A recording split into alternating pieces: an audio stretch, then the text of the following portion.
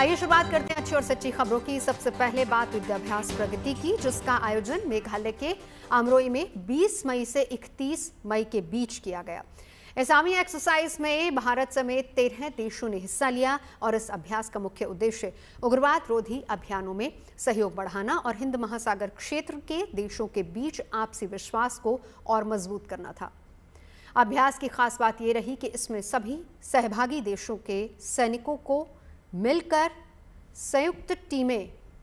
उनको मिलाकर संयुक्त टीमें बनाई गई, जिन्होंने साझा मिशन के तहत एक साथ ट्रेनिंग की और अपने अनुभवों को एक दूसरे के साथ साझा किया।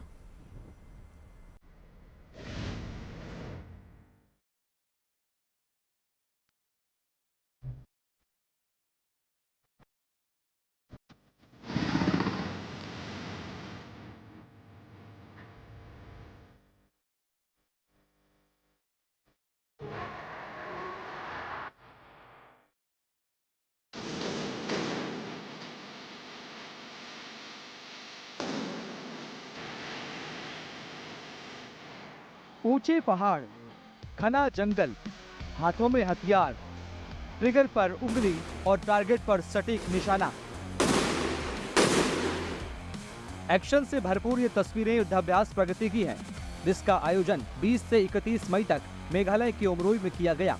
इस आर्मी एक्सरसाइज में Bharat, Bhutan, Cambodia, Indonesia, Laos, Malaysia, Maldives, Myanmar, Nepal, Philippines, Seychelles, Sri Lanka और वियतनाम की सेनाएं शामिल हुई। 2 हफ्ते चले अभ्यास में 20 महिला सैनिक समेत 400 से अधिक सैनिकों ने हिस्सा लिया और उन्होंने अपने रणकौशल का बेहतरीन प्रदर्शन किया। आप सिर्फ नतीजे सुनते हैं, किस्से कहानियां सुनते हैं सेना के पराक्रम के, उनके शौर्य के, लेकिन आज हम आपको वो तस्वीरें दिखा रहे हैं कि कैसे सेना बेहद सजग, बेहद सतर्क होकर अपने मिशन के लिए आगे बढ़ती है। इस एक्सरसाइज में आपको हम दिखा रहे हैं कैसे सेना के कुछ जवान आगे बढ़ रहे हैं, लेकिन रास्ते में आईईडी बिछाई गई है। वो कैसे उससे बच के निकलेंगे, या अगर वो उसमें फंसते भी हैं तो फिर कैसे आगे रेस्क्यू का काम होगा। अब देखिए किस तरह से जो सैनिक हैं वो लगातार एक रास्ते पर बढ़ते जा रहे हैं। ये पथरीला रास्ता देखिए, अब एक आईईडी पर पैर पड़ा, वो एक्टिवेट हुआ, वहाँ ब्लास्ट हुआ। अब ये पूरी एक्सरसाइज इस बात की है कि जब आईईडी जहाँ पर रखी थी वहाँ पर उनका पैर पड़ा है, इसका मतलब है कि दुश्मन आस पास ही है। इसका मतलब है कि दुश्मन घात लगाकर बैठा है, उनका इंतजार पहले से कर रहा था। यहाँ से सेना किस तरह से आगे इस कंडीशन को, इस सिचुएशन को टेक ओवर करती है, उससे निकलने की कोशिश करती है, बचने की कोशिश करती है और साथ साथ दुश्मन पर बराबर घात लगाकर उस पर हमला करने की कोशिश करती है। ये इस पूरी एक्सरसाइज में आपको होते हुए 2026 में आपको हम मिलिट्री एक्सरसाइज की वो तस्वीर दिखा रहे हैं जो आपने कई बार देखी होगी। इस वक्त आप देखिए हेलीकॉप्टर से जवानों को उतारा जा रहा है, स्लिटरिंग कहते हैं इसे, और लगातार इसकी प्रैक्टिस की गई थी अलग अलग देशों के जवानों के साथ। और आप देख रहे हैं कि किस तरह से जब ऐसी स्थिति होती है जहां पर सैनिकों को जल्दी पहुंचना होता है और ऐसी जगह जहां पर हेलीकॉप्टर को लैंड करना पॉसिबल नहीं होता है, उस जगह पर सैनिकों को इस तरह से स्लिदरिंग करके हेलीकॉप्टर से उतरना होता है।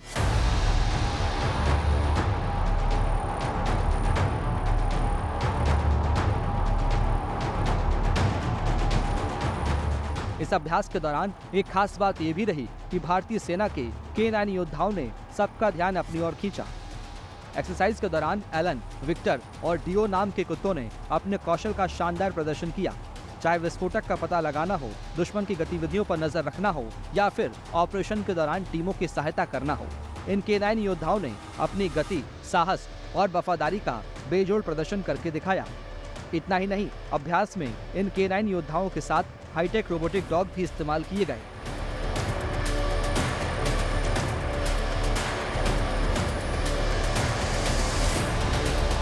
अभ्यास के समापन समारोह में 40 से ज्यादा वरिष्ठ सैन्य अधिकारी भी शामिल हुए, जिनकी मौजूदगी में न सिर्फ अभ्यास की समीक्षा हुई बल्कि भविष्य में रक्षा सहयोग को और मजबूत करने पर चर्चा की गई। The focus of the exercise was on counter-insurgency operations based in semi-mountainous and jungle terrain. During this time, it was a great opportunity for all of us to share the best practices. First of all, I would like to express my sincere thanks to the Indian Army for the organizers, the facilitators, the support staff for inviting us here. And in here, we have gained enough knowledge. We have gained a lot of ideas, learnings, wherein we can bring it home in our community. Thank you again, Indian Army, for everything, for the very warm hospitality here in India. इसके अलावा exercise प्रगति के दौरान भारतीय सेना ने स्वदेशी रक्षा उपकरणों और अत्याधुनिक सैन्य तकनीकों की प्रदर्शनी भी आयोजित की, जिसमें आत्मनिर्भर भारत पहल के तहत विकसित रक्षा प्रणालियों और अगली पीढ़ी के सैन्य उपकरणों का प्रदर्शन किया गया। मनीष चौरसिया के साथ bureau report, good news today.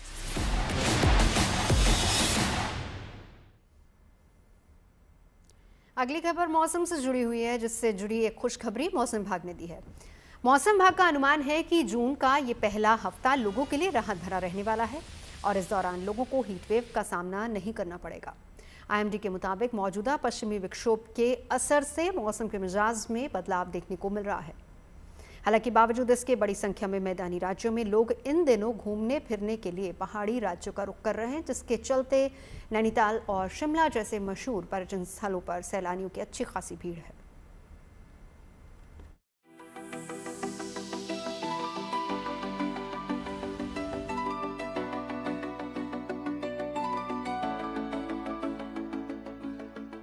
मई का महीना झुलसा देने वाली गर्मी और लू के थपेड़ों के बीच गुजरा तो जून की शुरुआत सुहानी हुई है। समूचे उत्तर पश्चिम भारत के राज्यों में मौसम का ये सुहाना मिजाज देखा जा रहा है। चाहे पहाड़ी राज्य हो या फिर मैदानी राज्य, आंधी और बारिश ने लोगों को झुलसा देने वाली गर्मी से फौरी राहत पहुंचाई है।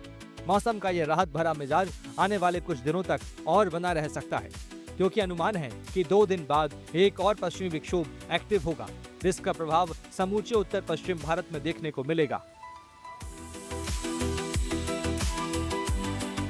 2 दिन के बाद फिर एक और वेस्टर्न डिस्टर्बेंस आ रहा है, जिसके कारण हम एक्सपेक्ट कर रहे हैं कि ये पूरा north west India, even western Himalaya region, वहाँ रेनफॉल एक्टिविटी चलती रहेगी और ऑलमोस्ट जो टेम्परेचर्स हैं थोड़े तो राइज होंगे, क्योंकि अभी काफी ज्यादा सामान्य से कम है, लेकिन फिर भी एज सच कोई हीट वेव सिनेरियो आने वाले एक वीक में नहीं हुई। अगर आप पूरा देखेंगे इस समय हमारा ऑलमोस्ट ज्यादातर हिस्सों में आप ऑरेंज अलर्ट देखेंगे, जहां पे हमारा थंडरस्टॉर्म, लाइटनिंग का वार्निंग है और हमारा अनुमान है जो हवाओं की गति है वो 50 किलोमीटर पर आवर से ज्यादा रह सकती है। उसको मद्देनजर रखते हुए जहां आने वाले 2 से 3 दिनों के लिए हमारा ऑरेंज अलर्ट है। मौसम विभाग का ये भी कहना है कि इस वजह से तापमान 40 डिग्री के नीचे बना रहेगा और लोगों को हीट वेव का सामना नहीं करना पड़ेगा। हालांकि तापमान में मामूली बढ़ोतरी देखने को मिल सकती है। बात अगर दिल्ली एनसीआर की करें तो यहाँ भी तापमान में गिरावट दर्ज की गई है। मौसम विभाग के मुताबिक राजधानी में आगे भी बादलों के बरसने का सिलसिला जारी रह सकता है। अगर आप एनसीआर दिल्ली की बात करते हैं तो ऑलमोस्ट पूरा वीक ही जो टेम्परेचर्स हैं वो प्लेजेंट ही रहने का अनुमान है, कि हमारा अनुमान है कि आने वाले 6 से 7 दिन टेम्परेचर थोड़ा बढ़ेगा तो सही, लेकिन it will be less than 40 degree only. लेकिन हाँ, उसके साथ ही आने वाले 2 से 3 दिन हल्का फुल्का रेनफॉल एक्टिविटी कहीं न कहीं एनसीआर दिल्ली में हो ही सकता है। किसी तरीके का वेस्टर्न डिस्टर्बेंस इस वक्त एक्टिवेट है? हाँ, अभी भी एक वेस्टर्न डिस्टर्बेंस है, वो उत्तर प्रदेश के ऊपर है, उसका प्रभाव थोड़ा जहां एनसीआर में भी रह सकता है। उसके अलावा एक राजस्थान, नॉर्थ ईस्ट राजस्थान के ऊपर सर्कुलेशन है, जिसका प्रभाव रहने का अनुमान है। मौसम के मिजाज में आई इस तब्दीली के बावजूद बड़ी संख्या में लोग मैदानी राज्यों से घूमने फिरने के लिए पहाड़ी राज्यों का रुख इन दिनों कर रहे हैं। इसके पीछे एक वजह ये भी है कि स्कूलों में गर्मी की छुट्टियां शुरू हो गई हैं। ऐसे में कई लोग परिवार संग घूमने के लिए कश्मीर, हिमाचल और उत्तराखंड पहुंच रहे हैं। मनाली से लेकर शिमला तक और धर्मशाला से लेकर नैनीताल तक ज्यादातर पर्यटन स्थल सैलानियों से भरे पड़े हैं। खासकर वीकेंड पर सैलानियों की भीड़ आम दिनों के मुकाबले कहीं ज्यादा देखने को मिल रही है। लोगों का कहना है कि मैदानी इलाकों के मुकाबले पहाड़ों पर मौसम ज्यादा खुशनुमा है, इसलिए वो घूमने फिरने आए हैं। अभी देखा जाए तो गुजरात में 40-45 वेदर रह रहा है और हम कल शाम से इधर है। So we have seen rain, we have seen cloudy weather. तो मैं बोलना चाहूँगा वेदर बहुत प्रीटी है।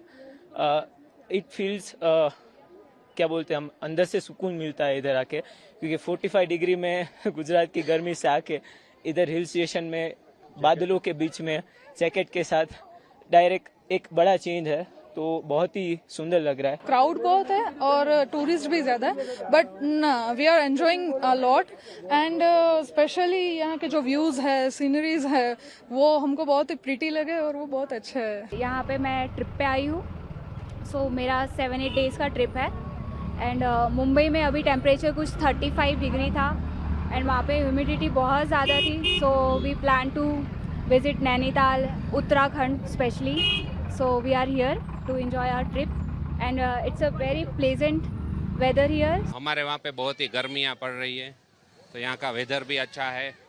बच्चों के साथ नेचुरल जगह पे हम समय बिता सकते हैं और यहाँ धर्मशाला का जो स्पिरिचुअल बैकग्राउंड है तो वो भी हमारे बच्चों को दिखाना था। पहाड़ों पर सैलानियों की बढ़ती भीड़ को देखने के लिए प्रशासन को कई जरूरी कदम उठाने पड़े हैं, खासकर ट्रैफिक को लेकर, ताकि गाड़ियों की आवाजाही सुचारू रूप से चलती रहे और लोगों को ट्रैफिक जाम का सामना ना करना पड़े। दिल्ली से मनीषा लड्डा और शिमला से विकास शर्मा के साथ bureau report, good news today.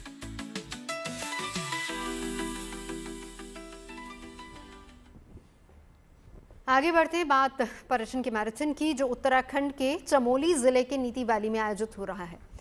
चीन सीमा के पास 72 किलोमीटर लंबी इस मैराथन में 28 राज्यों के 933 प्रतिभागी हिस्सा ले रहे हैं। नीति एक्सट्रीम अल्ट्रा रन का मकसद सीमा से सटे क्षेत्रों में पर्यटन को बढ़ावा देना, स्थानीय संस्कृति को राष्ट्रीय पहचान दिलाना और युवाओं में फिटनेस के प्रति जागरूकता बढ़ाना है। ये प्रतियोगिता खेल आयोजन मात्र नहीं, बल्कि एथलीट्स को नीति घाटी की संस्कृति, परंपराओं और प्राकृतिक विरासत को करीब से जानने का अवसर भी है।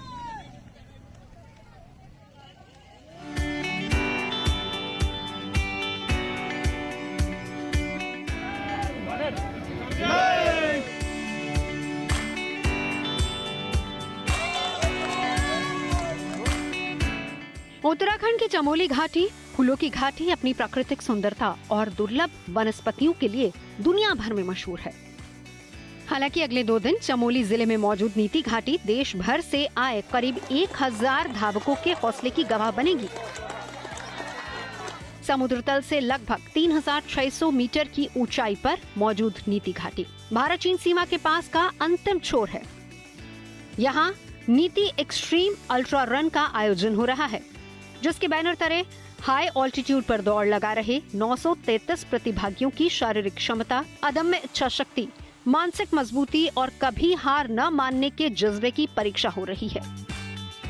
चमोली में आज से भारत चीन सीमा रिमखिम से मलारी और मलारी से नीति तक पूरी घाटी में इस समय नीति एक्सट्रीम अल्ट्रा रन की शुरुआत हो चुकी है। एक 75 किलोमीटर की रेस है, जिसमें इस समय जो धावक हैं, जो रेसर हैं, वो दौड़ रहे हैं। ये रिमखिम से तड़के सुबह शुरू हो गई है। रिमखिम अत्यधिक ऊंचाई पर है, भारत चीन सीमा बाड़ाहोती के समीप है। भारतीय सेना की ये चेक पोस्ट है, चौकी है यहाँ पे, वहाँ से शुरू हुई है यहाँ, और अब मलारी ये लोग पहुँचेंगे। वहीं जो दूसरी रेस है वो 42 किलोमीटर की यहाँ से मलारी से नीति तक और नीति से वापसी की जो रेस है वो यहाँ पे शुरू हो चुकी है। इस समय बड़ी संख्या में ये खासकर वाइब्रेंट विलेज, इस समय हम सीमांत क्षेत्र में हैं, यहाँ पे बड़ी संख्या में लोग पहुंचे हुए हैं। देश भर के जो 900 एथलीट हैं वो यहाँ पे पहुंचे हैं। ऐसे में 27 प्रदेशों के जो लोग हैं वो इसके लिए यहाँ पे पहुंचे हैं। काफ़ी एडवेंचर, रोमांचक भरा ये जो नीति एक्सट्रीम अल्ट्रा रन यहाँ पे भारतीय सेना, ITBP, प्रशासन, पर्यटन विभाग, तमाम जितने भी विभाग हैं, इन सब के जो एक संयुक्त वाइब्रेंट विलेज के तहत ये कार्यक्रम करवाया जा रहा है। उत्तराखंड पर्यटन विकास बोर्ड की तरफ से जिला प्रशासन, भारतीय सेना और ITBP के सहयोग से ये मुश्किल दौड़ आयोजित की जा रही है। रिमखिल से मलारी तक 2 कैटेगरीज में इस रेस का आयोजन होगा। सबसे मुश्किल स्ट्रेच अल्ट्रा रन का है, जो रिमखिम से नीति और नीति से मलारी तक है।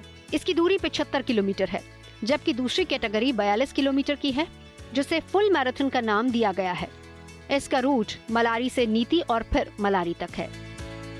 रिमखिम से अल्ट्रा मैराथन जो 75 किलोमीटर की दूरी जिसमें पार्टिसिपेंट्स आपकी तय कर रहे हैं, उसमें लगभग 150 के करीब हमारे पार्टिसिपेंट्स हैं जो रिमखिम से चले हैं। दूसरा इवेंट यहाँ 42 किलोमीटर का स्टार्ट हुआ है मलारी से, और इसमें भी लगभग 150 से 200 के करीब लोग पार्टिसिपेट कर रहे हैं। 3 दिन तक चलने वाले साहसिक खेल का मुख्य उद्देश्य सीमा से सटे गांव में पर्यटन को बढ़ावा देना है।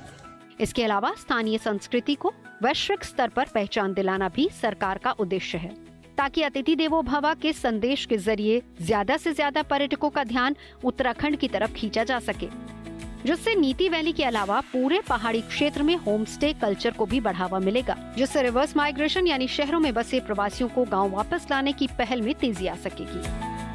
यहाँ के ग्रामीणों में जो होम स्टे के प्रति अब जब रुझान बढ़ने लगा है, इसी 6 महीनों में लगभग 8 से 10 होम स्टे करीब हम लोगों ने स्वीकृत किए हैं, और ट्रैकिंग ट्रैक्शन में भी हम लोगों ने स्वीकृति दी है। और बहुत सारे लोग कह रहे हैं कि हमें बहुत ज़्यादा संख्या में अब नंबरों की आवश्यकता होगी, और जो शासन की मंशा है कि एक तो रिवर्स माइग्रेशन की ओर लोगों को प्रेरित करना है, और यहाँ पे होम स्टेज को बढ़ाना है, एडवेंचर टूरिज्म को बढ़ाना है, और साथ ही साथ जो वाइब्रेंट विलेजेस में जो एक्टिविटीज़ हम लोग को शुरू करनी, जो गवर्नमेंट ऑफ इंडिया का एक संदेश है, वो हमें गांव-गांव से लेकर देश विदेश तक पहुंचाना है। वाकई में बड़ा अच्छा संदेश है। सरकार की कोशिश है कि इस तरह की एडवेंचर एक्टिविटीज के जरिए पहाड़ों के लोगों को रोजी रोटी के लिए सैकड़ों किलोमीटर दूर जाने से रोका जा सकता है, ताकि सूने पड़े पहाड़ एक बार फिर से आबाद हो सकें, जिससे आम लोगों के लिए स्वरोजगार से जुड़े दूसरे अवसर भी पैदा हो सकते हैं। ये हम लोगों के लिए बड़ी खुशी की बात है। तो माननीय मुख्यमंत्री जी के ये भी निर्देश हैं कि इस तरह की गतिविधियां हम लोग हर साल करें, ताकि एक रेगुलरिटी आती तो उसमें पार्टिसिपेशन भी बढ़ता है, प्रचार प्रसार और होगा तो और अधिक लोग यहाँ पे आएंगे, और धीरे धीरे लोगों के आने से जो यहाँ के स्थानीय लोग हैं उनकी आजीविका का में भी संवर्धन होगा। लोग अपने होम स्टेज यहाँ पे खोल सकते हैं, जिसके लिए पर्यटन विभाग से सहयोग ले सकते हैं, और अपनी छोटी छोटी गतिविधियाँ जैसे आपका जो कपड़े हैं, जो लोकल यहाँ का परिधान है, उसको भी बना सकते हैं, उसको भी बेच सकते हैं। तो ये ओवरऑल एक बहुत ही सबके लिए एक फ़ायदे की चीज़ है, और रोजगार सृजन में बहुत महत्वपूर्ण ये गतिविधि है। पहाड़ों को फिर से बसाने और संवारने के लिए सरकार के गंभीर प्रयास से स्थानीय लोग भी काफी खुश दिख रहे हैं। अभी 1 हफ्ते से देख रहा हूँ कि घाटी में जितने भी गांवों में होम स्टे बने हुए हैं और सब भरे बड़े हैं, सब लोग खुश हैं कि भाई आने वाले समय में इस तरह की इवेंट यहाँ पे हर साल होगा तो ज़रूर यहाँ पे पर्यटक बढ़ेंगे, और गांव वालों के लिए जो आजीविका का साधन है उसमें बढ़ोतरी होगी। साफ है कि सरकार की तरफ से इस तरह की खेल गतिविधियां स्थानीय लोगों में विश्वास और उत्साह का नया संचार पैदा करती हैं, जो अपने गाँव को छोड़कर शहरों का रुख नहीं करना चाहते। यही वजह है कि पर्यटन उनके लिए स्वरोजगार और आजीविका का अत्यंत सशक्त और विशाल माध्यम बन सकता है। चमोली से कमल नैन सिलोड़ी के साथ bureau report, good news today. जरा कल्पना कीजिए, सुबह आपकी आंख खुलते ही कोई चाय तैयार करके दे दे, घर की साफ सफाई कर दे, जरूरी सामान ले आए और आपके कहने भर से रोजमर्रा के तमाम काम निपटा दे। और सबसे दिलचस्प बात ये कि कोई इंसान नहीं बल्कि एक स्मार्ट रोबोट हो जो आपके घर का हिस्सा बन चुका हो। सुनने में किसी साइंस फिक्शन फिल्म का दृश्य लग सकता है, लेकिन तकनीक की इस दुनिया में तेजी से इसी दिशा की ओर काम हो रहा है। दुनिया की दिग्गज टेक कंपनियां ऐसे ह्यूमनॉइड रोबोट्स बनाने में लगी हैं जो आने वाले समय में घरों, दफ्तरों और फैक्ट्रियों में इंसानों के साथ काम करते नजर आ सकते हैं। यानी वो भविष्य जिसकी कल्पना अब तक केवल फिल्मों में ही हुआ करती थी, अब धीरे धीरे हकीकत का रूप ले रही है।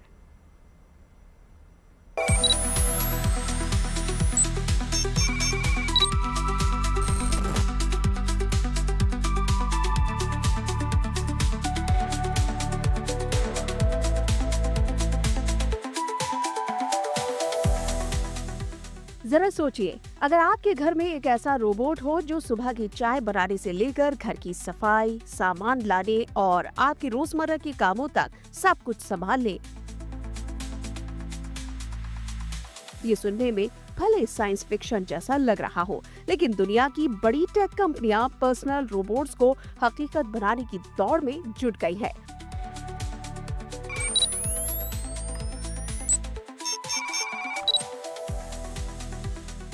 पर्सनल रोबोट्स की रेस में फिलहाल तो ओपन एआई आगे निकलती दिख रही है।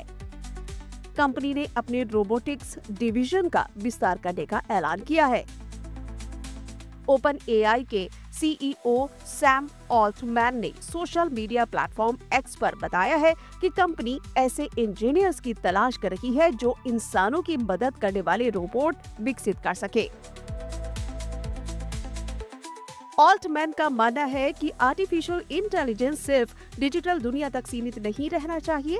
उनका कहना है कि एआई को वास्तविक दुनिया में भी अब लोगों की मदद करनी चाहिए। ऑल्टमैन का इशारा साफ है कि भविष्य में एआई सिर्फ स्क्रीन पर नहीं बल्कि आपके आसपास चलती फिरती मशीनों के रूप में भी नजर आने वाला है। फिलहाल एआई पर्सनल रोबोट्स की दुनिया आबाद होने जा रही है।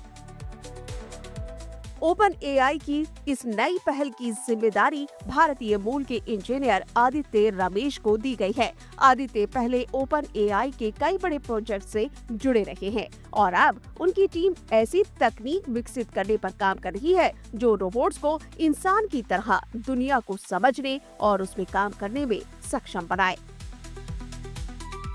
सैम ऑल्टमैन ने रोबोटिक्स को लेकर कंपनी के 2 बड़े टारगेट सेट किए हैं। पहला, ऐसे रोबोट तैयार करना जो फैक्ट्री में मदद कर सके और भविष्य के इंफ्रास्ट्रक्चर में बड़ा रोल निभा सके। वहीं ऑल्टमैन का दूसरा रोड मैप जरा लंबा है, जिसमें वो ऐसे रोबोट्स बनाने जा रहे हैं जो लोगों के निजी काम कर सके, उनका ख्याल रख सके और जरूरत पड़ने पर हर काम को संभाल भी सके। हालांकि ओपन एआई इस दौर में अकेली नहीं है। एलन मस्क की टेस्ला का ऑप्टिमस रोबोट लगातार चर्चा में है। मस्क पहले भी कह चुके हैं कि भविष्य में रोबोट ज्यादातर नौकरियां संभाल सकते हैं। वहीं चीन की कई कंपनियां भी ह्यूमनॉइड रोबोट्स के क्षेत्र में तेजी से आगे बढ़ रही हैं। यूनिट्री जैसे रोबोट्स दौड़ लगाने से लेकर फैशन शो में रैंप वॉक तक कर चुके हैं। Bureau report, good news today. खबरें सच्ची होनी चाहिए, अच्छी खुद ब खुद लगती हैं। Navjot Sandhawa signing off. आप सुनते रहिए गुड न्यूज, देखते रहिए गुड न्यूज।